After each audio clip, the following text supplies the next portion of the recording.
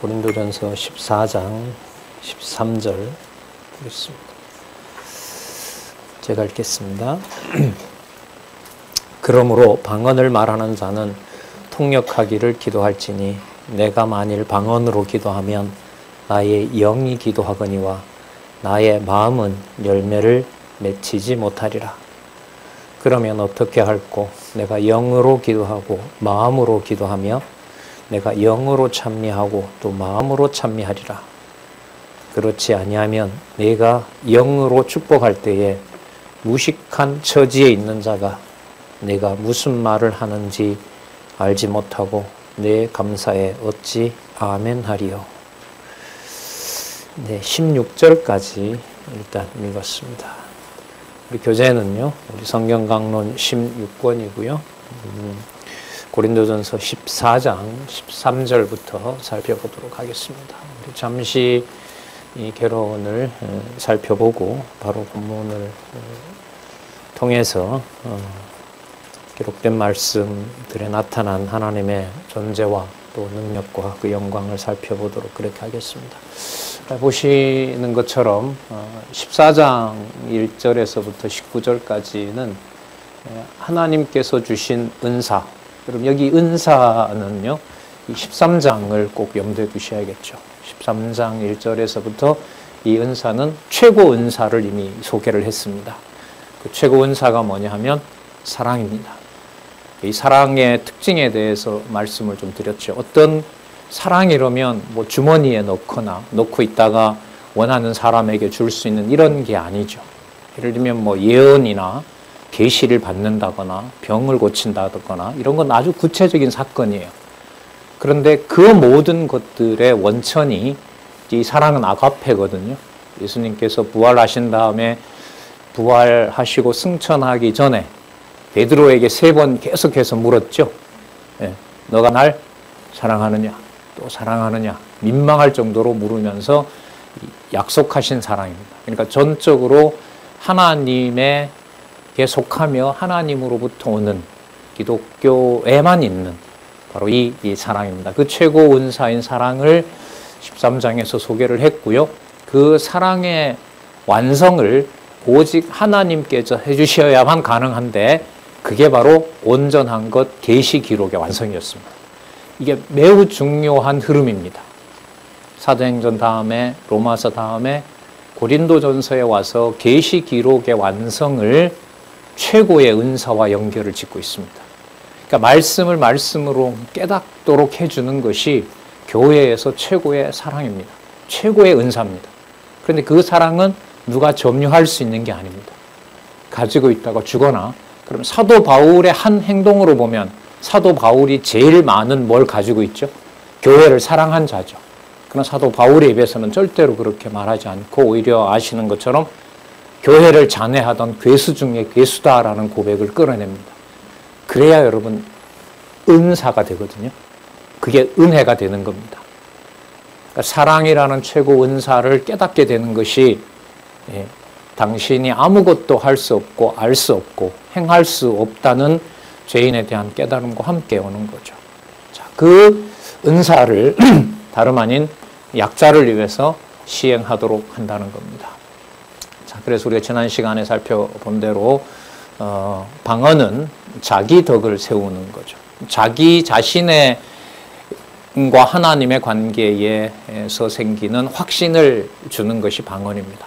근데 좀 미리 말씀드리면 지금 방언이나 예언은 다 끝났어요. 왜 끝났냐 하면 하나님의 사랑과 하나님의 최고 은사의 사랑이 무엇인지를 13장 10절에 나왔던 대로 성경 계시 기록으로 완성한 거기 때문에 이런 계시나 또 지식이나 뭐 예언이나 이런 부분들은 13장 10절의 내용의 지배를 받습니다. 자, 그래서 이제 그걸 염두에 두시고요.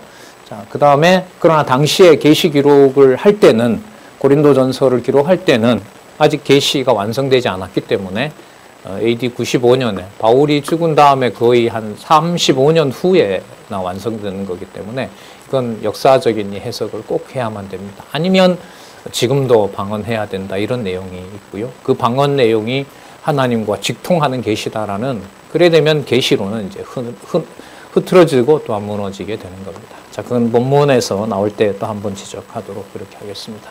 그렇게 해서 지금 9장에서부터 시작한 교회 양육에 있어서 너무너무 중요한 일치 문제. 그러니까 단합도 성령께서 시키시고요. 일치를 통해서 단합을 더 분명하게 하시는데 그게 최고의 은사인 사랑과 연관이 되는 거고요. 거기에 토대를 놓도록 하시는 거고 그게 뭐와 관련이 된다고요? 진리 계시 완성하고 연결이 됩니다. 기록한 계시가 완성이 되면 저절로 알까요? 어떻게 보면 더 많은 성령께서 주관하시는 역사가 일어나야 될까요? 후자인 거죠. 그 역사가 여러분 교회사 2000년 역사의 핵심이었고 그게 여러분 보시는 것처럼 서구교회가 무너지고 가정이 무너진 이 상황에서 가정교회를 회복시켜서 진리의 말씀이 살았고 운동력 있는 말씀임을 확증해 주는 시대에 여러분들과 제가 살고 있습니다. 그래서 여러분들도 그런 경험을 하실 텐데 명절도 지났고 가족들이 모이는 이제 좀 해제가 돼서 많이 풀려서 모이는 일이 벌어지지만 좋든 나쁘든 간에 가족이나 친척들이 모여서 좋게 끝났든 나쁘게 끝났든 인간적인 일은 얼마든지 일어날 수 있는 거죠. 그런데 여호와의 이름이 입에서 맴돈다는 거죠. 저는 과거에 그렇지는 않았던 것 같거든요. 다복하게 끝났건 조금은 불편하게 끝났건 아니면 아주 불편하게 끝났든 간에 거기서 여호와 하나님을 기억한다는 것은 가정교회를 주관하시는 교회의 토대를 놓으시는 진리의 말씀을 주관해 가시는 여호와의 살아계신 증거가 바로 그 현장이라는 겁니다. 하나님 살아계신 증거를 확증해 주는 것이 창세기 1장 1절부터 요한계시록 마지막 장까지 어떤 장면, 수천 가지 장면이 모두 여호와 하나님의 살아계신 증거, 이걸 성경신학이 확보해 준 거죠. 증명해 준 것이고요. 자, 우리는 그래서 그 맥락에서 또한 오늘 14장 13절부터 살펴보도록 하겠습니다. 약자를 위해서 시행하도록 하시는 그 내용에 우리가 지금 13절부터 16절까지 읽었죠. 방언을 말하는 자는 하나님과의 영적인 교제가 이루어지는 거죠. 이때 방언은 세상에 있는 언어로 받을 수 없다는 증거로 보시면 돼요. 방언을 왜 주시느냐? 율법을 통해서거나 누구를 통해서 이렇게 깨달을 수 있는 것이 아니라 하나님께서 직접 계시를 해줄 때 바로 그 계시의 주관자는 부활하시고 또한 승천하신 예수 그리스도이십니다.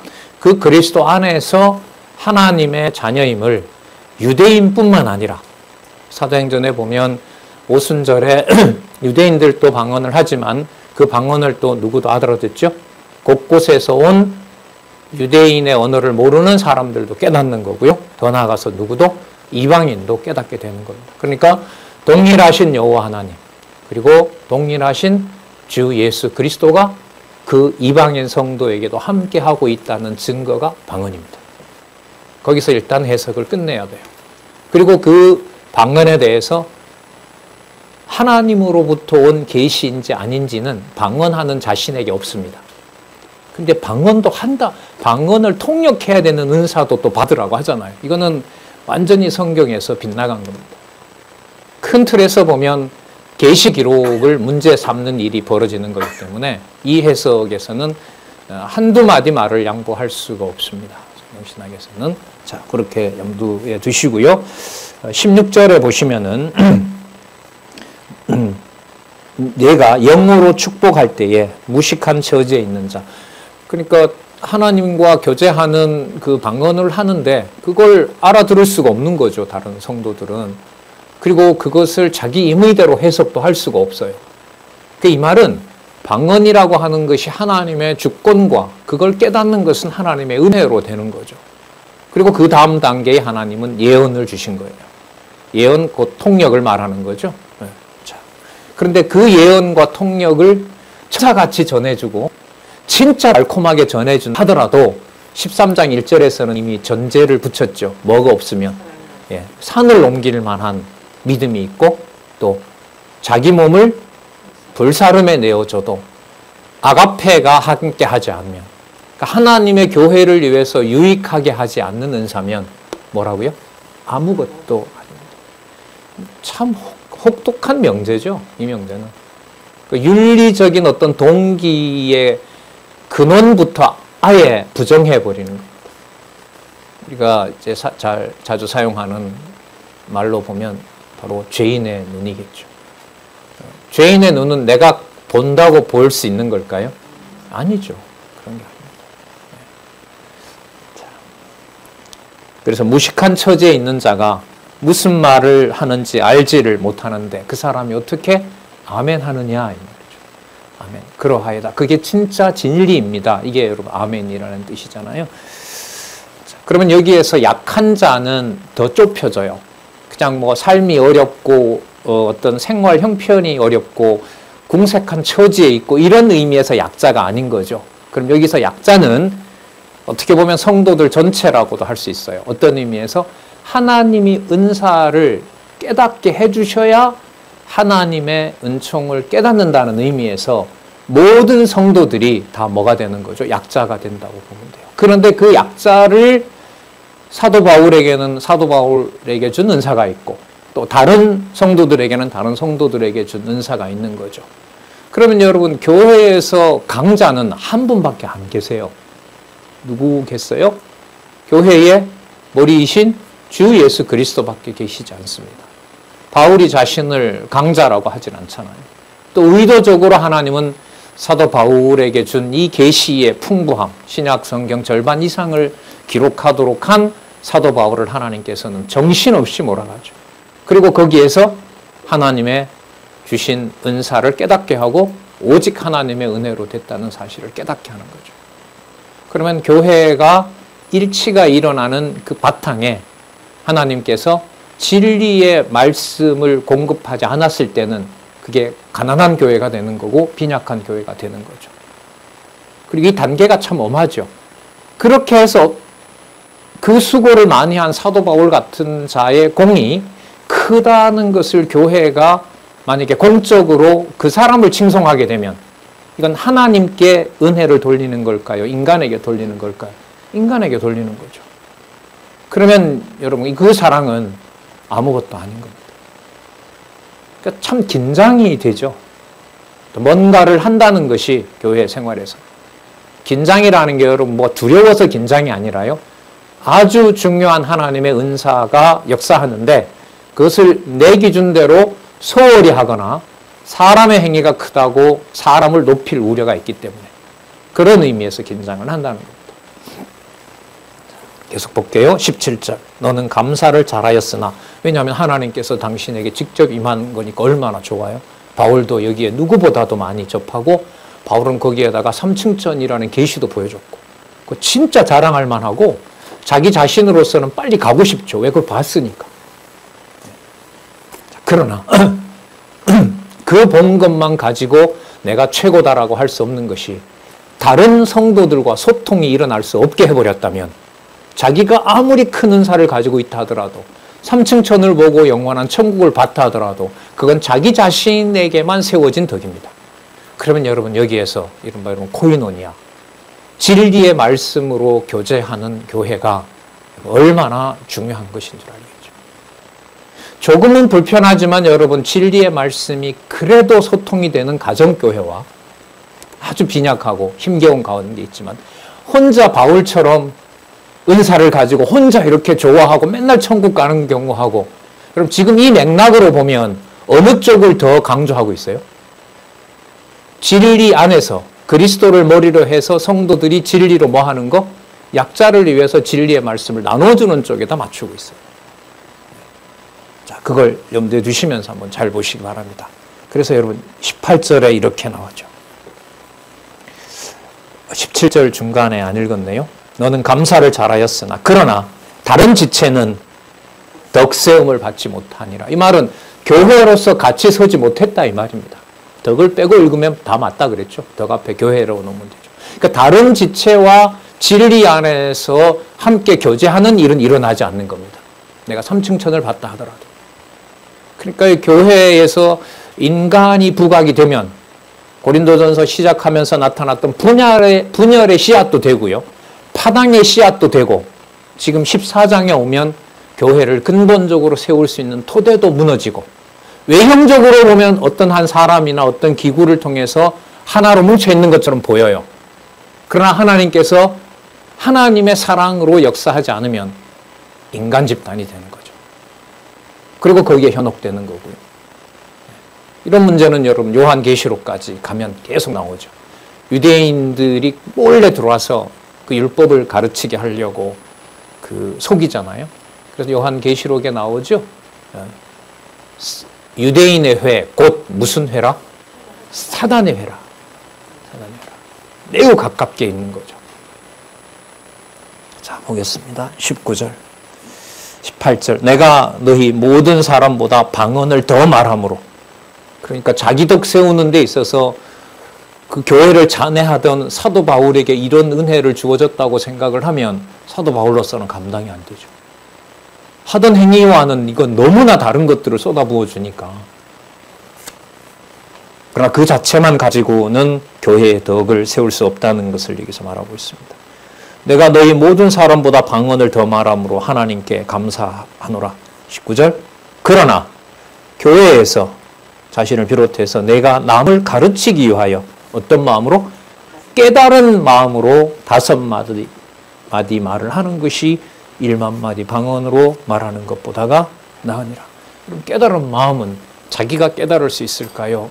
하나님께서 은사로 주셔야 될까요? 은사로 주셔야 되죠. 그럼 그걸 자기 것이라고 할 수가 없죠. 자기 것이라고 할 수가 없고.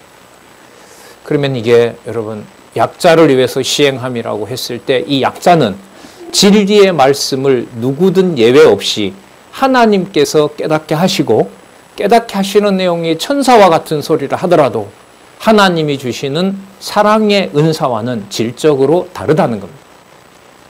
그 사랑이 역사했을 때 하나님의 교회가 세워진다는 겁니다. 고린도전서 마지막 16장에 가면 그렇게 소개하죠. 아가야에서 첫 열매로 맺은 교회, 그 교회의 성도님들을 존경하고 존중하라는 부탁으로 끝나는 겁니다. 그럼 이게 이제 어디로 가는 걸까요? 가정교회에서부터 육의 몸으로는 이방인으로 시작했지만 진리의 말씀이 사도 바울과 같은 선생들을 통하여 공급될 때 그 공급되는 것이 오직 하나님의 아가페로 양육된다는 것. 그러니까 전해주고 끝난다 이 말도 좀 돌아봐야겠죠. 그 전해준 것으로 그렇게 애써서 바울이 전하도록 하셨는데 그 모든 것들이 여러분 하나도 깨달아지지 않는다고 하면 좀 인간적인 얘기입니다만은 방언 같은 경우에는 깨닫지 못하도록 준 것이기도 하지만은 바울이 기록하게 됐던 이 말씀이 2000년 지나서 우리와 전혀 무관한 일이 된다고 바울 입장에서 생각하면 얼마나 너무나 가슴 아픈 일 아니겠어요? 자, 그런 면에서 보면 그 진리의 말씀이 한두 곳 떨어져서 아가야 지역의 첫 열매를 가정교회에서 이루어진 이 고린도 교회의 상황에 대해서 귀하게 여길 수밖에 없는 거죠. 그러니까 바울 자신의 일에 비해서 고린도 가정교회가 세워진 일은 작은 일이다. 그 말을 바울이 할 수 있을까요? 절대로 할 수 없죠. 저희들도 마찬가지고요. 이 가치를 몰랐다는 것. 몰라도 너무 몰랐다는 것. 그 귀한 것을 가지고 여러분이 성경 우리 고린도 전서를 읽어가게 되는 이 연결고리에 아주 중요한 가정교회 개념을 넣으면 다 이해가 돼요. 자, 한번 볼까요? 자, 14장 20절에서부터 40절에 가면 자, 그 결과 약자를 위해서 시행하고 하나님의 은사가 역사함으로 그 은사는 어떻게 될까요? 질서대로 시행이 됩니다. 자, 그럼 이 질서를 이제 뒤에 나오게 되는데 15장에 가면 이게 부활과 연관이 돼요. 부활과 연관이 돼요. 좀 신중하죠. 이게 함부로 탁 읽어갈 수 있는, 읽어가면 쭉 풀려나가는 이런 게 아닙니다. 그래서 한 구절 한 구절 좀 상세하게 볼 필요가 있습니다. 14장 20절에서부터 26절까지 먼저 장성한 지혜자로 모든 것을 건덕을 위해 교회를 세우는 일에 하라고 당부하죠. 그러니까 장성한 자는 약자에 비해서 자기 권위를 세우는 자일까요? 하나님의 아가페, 하나님의 사랑, 진리의 권위에 그야말로 전적으로 의지하는 자일까요? 후자죠. 장성한 자가 물리적으로 든든하라는 걸 말하는 게 아닙니다. 물리력으로 보면 너무너무 미약하지만 하나님의 말씀을 의지하는 걸로 보면 생명과 같이 붙여놓는 사람. 그 자가 여러분 장성한 지혜자입니다. 좀 안다고 아볼로한테 배웠다, 바울한테 배웠다, 누구한테 배웠다라는 그 지식으로 남을 지배하는 것이 아니라 공색하고 별 볼 일 없어 보이는 바로 성도가 전적으로 바울이 보낸 그 편지를 하나님의 말씀으로 받아들이고 그걸 상고하고 그와 함께하는 지체들과 더불어 생활하는 것. 이게 여러분 일치의 핵심인 겁니다. 그런데 일치는 코이노니아와도 관계가 되고 여러분 꽤 많이 말씀드렸죠. 디아코니아, 성도의 교제, 그리고 연복, 그 다음에 희생, 봉사, 그 다음에 물질적인 봉사, 그 모든 것과 바로 연결이 되는 겁니다. 자, 볼까요? 20절. 형제들아, 지혜에는 아이가 되지 말고 악에게는 어린 나이가 되라. 지혜에 장성한 사람이 되라. 이렇게. 그러니까 악을 도모하는, 이때로 여러분 이 악은 이 맥락으로 보면 세상에서 뭐 나쁜 짓을 하고 범죄하고 이런 악이겠어요? 교회와 연관된 악이겠어요? 교회와 연관된 악이에요. 이게 여러분 본문을 연결시키는 거예요. 여기 악은 약자를 위해서 시행하지 않는 게 악이에요. 일단 이 본문에서는. 그렇죠? 그럼 여러분 사도 바울도 하나님께서 인도해 주지 않으면 자기가 받은 계시와 자기가 경험하는 그 깊은 어떤 하나님과의 비밀스러운 교제, 그것이 자기의 권위가 된다고 한다면 이 사람은 그게 선한 행위가 될 수가 없는 거죠. 맞잖아요. 자기의 어떤 지식과 자기의 유익을 위해서 도모하게 된다면, 고린도 후서는 자기 유익을 위해서 도모하는 것처럼 보이도록 고린도 교회 성도들이 오해하게도 하죠. 상상을 할 수가 없습니다. 이런 면에서 하나님께서 하나님의 교회를 세우시는 방법은 진짜 상상이 되질 않습니다. 진짜 말씀으로 조명해 주지 않으면 이게 진짜 교회인가 싶고, 진짜 이게 이런 상황인데 하나님 살아 계신가 싶죠. 다들 경험하시지만 이럴 때 하나님은 어디에 있지? 여러분 이게 지난 연말에 여러분 신학자들의 이 시대 고민 아닙니까? 이런데 신은 어디 있지? 이런 상황인데 자, 진리의 말씀을 깨닫게 하지 않으면 어떤 방법도 없죠. 그러면 여러분 여기서 답이 나오는 게 고린도 교회의 분열을 하나님께서 섭리하신 이유가 지금 고린도전서 거의 맞춰가잖아요. 무엇으로 세우시게 하려는 하나님의 섭리일까요? 진리의 말씀. 사도 바울로 세워지는 것이 아니라 무엇으로? 사랑의 은사가 바탕이 된 한두 마디 진리의 말씀으로 교회가 세워진다는 걸 깨닫게 하는 것이 여러분 단합과 일치예요.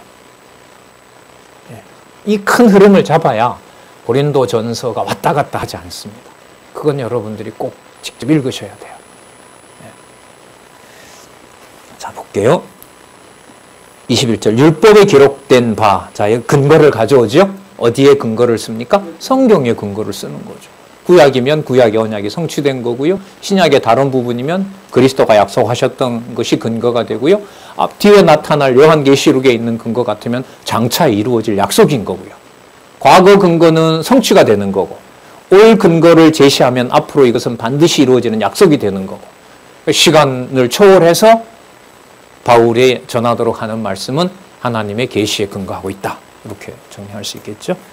자, 율법에 기록된 바 주께서 가라사대 내가 다른 방언하는 자와 다른 입술로 이 백성에게 말할지라도 저희가 오히려 듣지 아니하리라 하였으니, 자, 신명기와 이사야서에 있으니까요. 구약의 예언이 성취된 겁니다. 22절. 그러므로 방언은 믿는 자들을 위하지 않고 믿지 아니하는 자들을 위하는 표적이나, 표적이라는 말은요, 믿지 않는다 해서 하나님이 없는 게 아니에요. 표적인데 무슨 표적이에요? 여호와 하나님을 믿지 못하게 하는 표적이에요. 그래서 믿지 않는 상황에 하나님의 존재 여부는 어떻게 돼요? 분명합니다. 하나님이 죽으신 것이 아니라 하나님이 살아계시기 때문에 그 일이 일어나요. 그럼 딱 정리되죠. 아, 그게 하나님이 우리 가정을 버린 게 아니라 하나님의 교회를 진리의 말씀으로 세우도록, 그리고 교회의 머리가 그리스도이심을 그렇게 혹독한 방법으로 그렇게 하셨구나. 그럼 이 역사는 유대인들이 알겠죠. 나라 망했잖아요. 수백 년 동안 짓밟히고 있잖아요. 그럼 그 모든 역사가 그리스도가 머리 되셔서 만왕의 왕 된다는 증거냐? 그럼 그 말 어떻게 쉽게 납득을 해요, 유대인들이? 좀 있으면 또 유대 예루살렘도 망할 텐데 거기서 하나님의 살아계신 증거를 어떻게 하냐? 2000년 지난 아직도 유대인들에게는 복음의 문을 안 열어줬는데 2000년 동안 계속해서 이것도 여호와의 섭리냐라고 묻고 있을 거 아닙니까, 유대인들은. 그리고 던져준다고 해서 다 받아들일 수 있을까요? 안 되죠. 뭐가 있냐면요, 질서가 있고, 여러분 질서가 순서예요. 순서입니다. 중요해요. 이 번역이 질서는 순서에 따라서 할 때 질서가 잡혀집니다. 그럼 이제 순서로 보면 유대인에게 돌아가는 거지만 로마서에서 살펴봤죠. 유대인에게 돌아가지만 순서는 누구부터예요? 먼저 된 자가 나중되고 나중된 자가 먼저 되기 때문에 질서대로 순서대로는 누구부터 먹어야 돼요? 이방인이 일단 먹고, 유대가 버리고 이방이 먹고 그 다음에 유대로 돌아가는 거죠. 여러분 이 뜻을 우리 로마서에서 지나왔지만은 사람 마음대로 바울이 나타난다고, 예수님이 나타난다고 이 순서를 바꿀 수 있겠어요? 바꿀 수 없죠. 그러면 여러분 어떤 문제를 해결하느냐? 아, 왜 저 일을 저렇게 더디게 할까? 왜 일을 이렇게 저 사람이 꼬이게 할까? 그런 질문들의 근본적인 문제가 해결이 됩니다. 그것은 누가 원하는 순서죠? 내가 원하는 순서죠. 내가 원하는 순서대로 돼야 되는 거죠. 바울이 원하는 순서대로 이렇게 가르치면 고린도 교회가 이렇게 되고, 저 여자분은 내가 떠나더라도 교회를 돕게 되고, 저 가정이 있으니까 고린도 교회가 안전하고, 저분들을 통해서 계속 서신을 받으면 고린도 교회를 내가 말씀으로 계속 양육할 수 있고.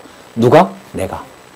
이렇게 되면 진리의 말씀을 받은 사도 바울의 권위는, 인간적인 권위는 높여질는지 몰라도 하나님의 교회의 머리 대신 그리스도의 권위는 그럴수록 점점 사라지는 겁니다.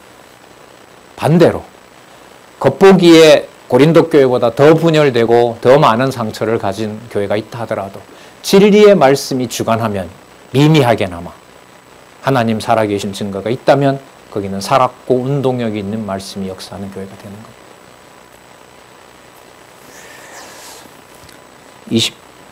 23절입니다. 22절 중간에 예언은 믿지 아니하는 자들을 위하지 않고 믿는 자들을 위함이니 그러므로 온 교회가 함께 모여, 나오죠? 온 교회가 함께 모여 진리의 말씀으로, 다 방언으로 말하면 무식한 자들이나 믿지 아니하는 자들이 들어와서 너희를 미쳤다 하지 아니하겠느냐. 그러니까 자기도 모르는 방언을 남까지 들었을 때 상황은 더 악화되는 거죠. 그러니까 완전히 믿지 못하게 하는 겁니다. 하지만 24절 그러나 다 예언을 하면 믿지 아니하는 자들이나 무식한 자들이 들어와서 모든 사람에게 책망을 드리며 그 말씀을 통해서 자신의 어떤 죄성들이 폭로가 되는 거죠. 회개하라 천국이 가까웠느니라. 이게 세례 요한을 통해서 유대인들에게 던져진 메시지요. 그 회개라고 하는 거, 그게 바로 책망에서부터 나오는 겁니다. 말씀을 통해서 자신이 하나님의 피조물이고 죄인이라는 사실을 드러내는 겁니다. 그리고 모든 사람에게 판단을 받고 그 진리의 말씀이 주관해가는 상황을 말하는 겁니다. 그 마음에 숨은 일이 드러나게 되므로 엎드려 하나님을 경배하며, 자, 그 다음 명제 한번 보세요. 하나님이 참으로 너희 가운데 계시다. 여러분 그러면 최고의 은사, 그리고 온전한 계시기록의 완성, 약자를 위한 말씀 선포, 결론은 뭐냐 하면 하나님이 참으로 우리와 함께 계시다는 것을 유대인뿐만 아니라 누구도 함께 하는 것, 이방도 함께 하는 것, 너무너무 선명하죠. 그럼 여러분 이 흐름이 성경신학에서 말하는 성경관, 그 다음에 계시관, 하나님 존재 계시에 관련된 흐름을 우리는 따라오면서 이 명제에 딱 눈이 띄는 거죠. 아, 하나님이 참으로 계시는 거구나. 그럼 이 증명 속에는 나한테 슬픈 일, 또 좋은 일, 앞으로 다가올 두려운 일, 또 무서운 일, 교회에 대한 어떤 박해, 그 모든 것들이 하나님이 참으로 계시는구나 라는 이 명제 속에 어떻게 될까요? 다 모아지는 거예요. 모아져요. 여러분 이렇게 모은다 해도요, 그 2000년 교회에서 우리나라의 순교 역사도 지금 계속 일어나고 있잖아요. 북한 같은 경우에도 남한에야 뭐 순교는 일어나지 않지만 이 명제를 안다 하더라도 기독교 역사책을 보고 쉽게는 안 넘어가더라고요. 꼭 굳이 이렇게까지. 그러니까 이 고난과 어떤 그 처참한 교회의 그 역사를 읽어보면 읽어볼수록 이 명제들이 하나님이 참으로 이들과 함께 하셨구나. 하나님 살아계신 증거구나. 명제가 머릿속에 반복되면 반복될수록 마음도 좀 탁 트이면 좋은데 그게 해석이 내 마음대로 안 되죠. 그래서 여러분 우리 성경신학에서는 여호와 중심 계시관에서만 역사 교육이 가능하다 이런 생각이 들어요. 아니면은요 누구 탓을 할 수밖에 없어요. 역사적 진실을 알면. 여러분 검사들이 조사를 왜 하죠? 최초에 아니면 거기에 연루된 범죄를 누가 제공한지 뭐 하려고 책임을 추궁하고 벌을 주려고 하는 거잖아요. 싹 들여다보고 말이죠. 또 자기네들 마음대로 이렇게 만들어내기도 하고. 그런 의도로 역사를 본다면 역사책을 차라리 모르는 게 나을 수도 있어요. 근데 여러분 성경을 우리가 보고 있지만은 하나님께서 계시 기록자들을 통해서 말씀을 드러낼 때 좋은 것만 이렇게 모으세요? 아니죠. 그건 하나님이 참으로 계신다라는 데 초점을 맞추어서 보지 않으면은 성경은 읽어낼 수가 없어요. 따라서 성경을 하나님 계시로 읽을 때 여러분들 개인 역사와 또 우리 개인 역사뿐만 아니라 우리 역사, 세계 역사에 기록된 말씀을 사람과 사회 탓을 하지 않고 거기에도 누가 함께 계셨다라는 증거로 받게 하죠. 거기에도 여호와가 계셨다라는 것으로 받게 합니다. 아니면은 짧은 몇 가지 정보 때문에 대혼란이 일어납니다. 이번 명절 때 아주 저는 강하게 느낀 게 간만에 만났잖아요. 세대 간의 단절이 너무너무 심합니다. 아예 의사소통이 안 됩니다. 70, 80대 할아버지도 유튜브 보고 있고 60대 아버지도 유튜브 보고 있고 20대도 유튜브 보고 있고 동일한 내용에 대해서는 시각이 어때요? 정반대로 가는데 어떻게 대화가 돼요? 1년 내내 보고 있다가 그걸 가지고 만났는데 대화가 되겠어요? 예. 그럼 여기에서 그래도 뭐 여러분 사정은 다는 모릅니다만 저부터 시작해서 진리의 말씀을 조금이라도 꺼낼 수 있는 여지가 있고 그래도 그 빈틈을 하나님이 주셔서 하나님 살아계신 증거를 진리 안으로 인도하고 싶은 열망을 가진 부모와 조부모 세대들이 있다는 게 여러분 너무너무 감사한 거죠. 이런 세계가 있을까요? 현재? 어디에? 네. 자, 계속 볼까요? 모든 사람에게 책망을 들으며 판단을 받고 25절 그 마음에 숨은 일이 드러나게 되므로 엎드려 하나님께 경배하며 하나님이 참으로 너희 가운데 계시다 전파리라. 그런즉 형제들아 어찌할꼬. 자, 이런 감정을 이입을 우리도 할 수 있겠죠. 이 흐름으로 보면 너희가 모일 때 각각 찬송시도 있으며 하나님 참으로 계시니까요. 하나님을 찬송하는 자도 있고 가르치는 말씀도 있으며 계시도 있고 방언도 있으며 통역함도 있나니 모든 것을 뭐 하기 위하여? 교회를 세우기 위하여. 교회를 세우기 위하여. 가정교회에서부터 해당되는 얘기죠. 덕을 세우기 위하여 하라. 자, 여러분 이 말씀을 할 수 있는 것은요. 13장 1절에서 얘기했던 최고 은사인 무엇을 바탕에 놓아주시는 것을 전제로 사랑을 전제로 해서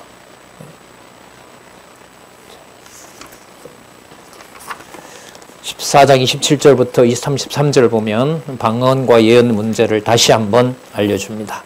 자, 이게 고린도 교회에 지금 계시관에 있어서 상당한 문제가 되고 있으니까요. 27절 볼게요. 만일 누가 방언으로 말하거든 두 사람이나 다불과 많아야 세 사람이 차서를 따라서 하고, 여러분 이거는 온전한 것이 이루어진 경우니까 우리 경우와는 역사적으로 다른 경우입니다. 계시 기록 완성되지 않는 상황의 방언이니까 이거 보고 방언해야 된다 이러면 안 되는 거예요. 그럼 13장 10절에 있는 그 말씀은 해당이 되지 않습니다. 한 사람이 통역할 것이요 만일 통역하는 자가 없거든 교회에서는 뭐예요? 잠잠하고 자기와 및 하나님께 말할 것이요. 여러분 참 묘하죠. 자기와 하나님과의 관계가 영적인 교제로 이루어지는데 그게 뭐에 유익은 되질 않아요? 야, 이거 묘하죠. 근데 우리는 어떻게 생각하죠?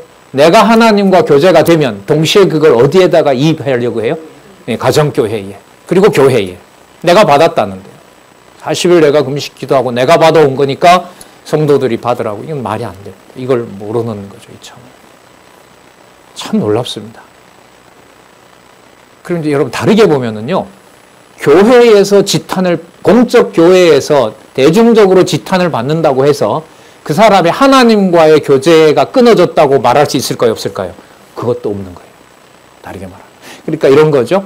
자신이 하나님과의 진리의 교제가 일어난다고 해서 그것이 곧 자기 말이 교회에 덕을 세우지 못하는 것처럼 교회에 지탄을 받는 대상이라 하더라도 그가 지옥 백성이다라고 단죄할 수가 없어요. 사람의 눈으로 할 수 없습니다.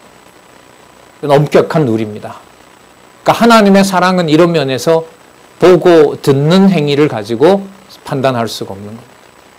훨씬 그 이상의 면을 가지고 있어요. 그러면 여러분 이 사실을 좀 더 깊이 들어가 보면 가정교회를 바라보는 여러분들과 제 시각이 너무너무 아쉬운 게 많죠. 이런 눈으로 보지는 못했거든요. 자, 보겠습니다. 28절 만일 통역하는 자가 없거든 교회에서 잠잠하고 자기와 및 하나님께 말할 것이요. 29절 예언하는 자는 둘이나 셋이나 말하고 다른 이들은 분변할 것이니라. 진리의 말씀에 근거를 두고 있는지 근거를 두고 있지 않는지. 그리고 여러분 여기서 우리와 상황이 좀 다른 게 있는 게 바로 뭐냐면 사도권이에요. 사도들에게 하나님께서 진리를 깨닫는 권위를 줬기 때문에 이 말이 진리인지 아닌지를 초대교회는 사도들에게 물어보게 하고 사도들이 결정을 하지 않죠. 사도행전에 보면 사도들이 뭐 하도록 합니까? 모이잖아요. 예루살렘에 모여서 이방인들의 저 행위가 그런지 아닌지 성경적인지 아닌지 뭐 하도록 하죠? 진리의 말씀으로 확인하게 하죠.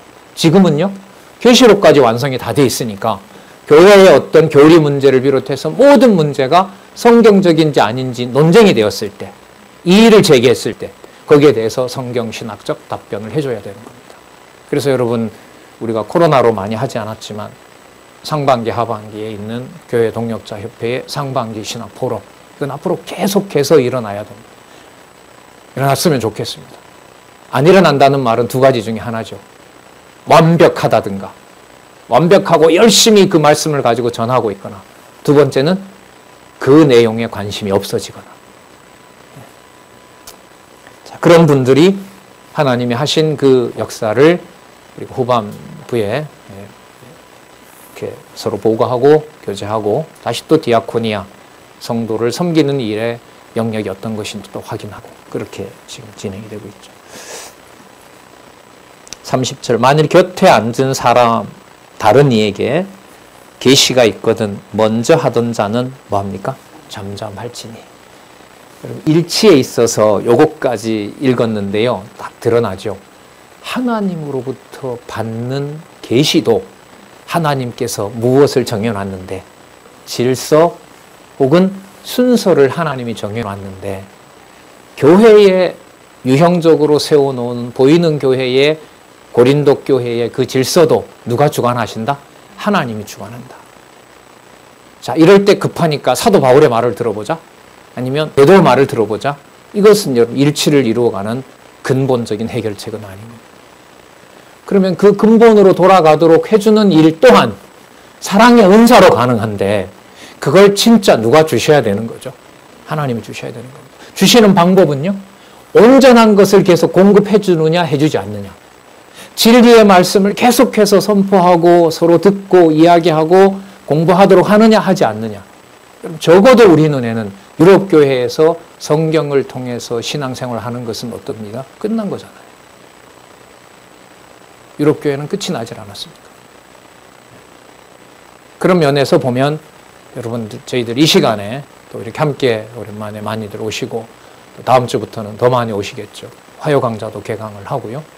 또 여러 가지 각자 또 은사와 양육 교회가 움직이겠죠. 거기에서 진리의 말씀으로 모든 은사교회가 함께 보고한다는 상황은요, 이건 너무너무 놀라운 상황입니다. 이건 희귀 상황입니다. 그런 데 없으니까. 그리고 이 모델을 지금 우리 성경 강론을 집필하신 원로의 바람은 그거 아닙니까? 몇 년 동안 장안중앙교회에서 교회동력자협회에서 하나님께서 확인해 주셨으니까 진리의 말씀으로 공급하면 이렇게 각자 하나님 앞에서 코람데오라 그러죠. 오직 하나님 앞에서 하는 산 제사가 가능합니다. 세계교회가 그렇게 하십시다. 그게 요즘 이제 밤낮으로 기도하고 꿈꾸고 계신 내용입니다. 31절 볼게요. 자, 너희는 다 모든 사람으로 뭐하게 하고 배우게 하고 자기만 가지고 이렇게 하는 게 아니라 또 모든 사람으로 뭐하게 하고 권면을 받게 하기 위하여. 그렇죠? 가르쳐주는 것이 살았고 운동력이 있는 말씀이 뭐 하는 거니까? 예, 책망하고 권면하는 거니까요. 권면 속에는 여러분 평안도 들어갑니다. 단지 뭐라 하는 게 아니에요. 자, 바꿔하고 하나씩 예언할 수 있느니라. 예언하는 자들의 영이, 자 32절 잘 보세요. 예언하는 자들의 영이 예언하는 자들에게서 뭘 받아요? 제재를 받아요. 어느 말씀이 더 성경적인가를요, 누가 하냐면 성령이 합니다. 어떻게 해요? 진리를 먼저 깨달은 자로 하여금 합니다. 고린도 교회의 지식을 가지고 분쟁을 일으키는 그 상황을 먼저 깨달은 사도 바울로 하여금 진리의 말씀으로 뭐예요? 제재를 당하게 합니다. 여러분, 그럼 원천적으로 진리의 말씀이 선포가 되지 않는 교회는 진리가 진리를 제재하는 일이 있을까요? 없을까요? 없지요. 그러면 제재하는 방법이 뭘까요? 정관, 노회법, 그리고 헌법. 그러면 질서가 유지되죠. 그래서 교회가 정상적인 것처럼 보이죠. 여러분, 여기서 제재를 받는다고 해서 사도 바울이 자기의 가르침에 자기가 무릎을 꿇게 하는 겁니까? 아니죠. 그러면 13장 1절에 나타난 사랑의 은사라고 하는 것은 순간 사도 바울이 다 날아가요. 자기가 불사름에 내어줘도 뭐가 돼요? 아무것도 아닌 게 돼요. 그 교회의 성도를 자기의 수족으로 만약에 만들고자 했다면 무서운 심판이 임하는 거죠.